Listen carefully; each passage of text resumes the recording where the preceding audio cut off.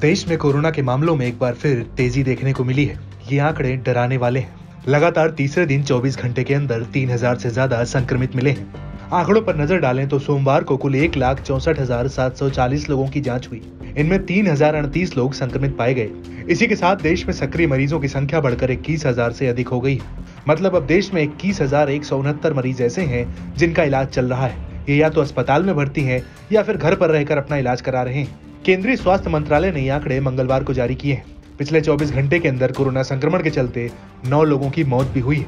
केंद्रीय स्वास्थ्य मंत्रालय के अनुसार इनमें पंजाब, दिल्ली और केरल में 2-2 लोगों की मौत हुई। इसके अलावा जम्मू कश्मीर, महाराष्ट्र और उत्तराखंड में एक संक्रमित की जान चली गई है। इसी के साथ संक्रमण से मरने वालों की संख्या बढ़कर 5,30,901 हो गई। राजधानी दिल्ली में 3 अप्रैल को कोरोना पॉजिटिविटी रेट 18.59% पहुंच गया था। दिल्ली में मात्र 1,581 टेस्ट में 293 लोग कोरोना पॉजिटिव मिले थे। वहीं दिल्ली में कोरोना से 2 लोगों की मौत भी दर्ज की गई।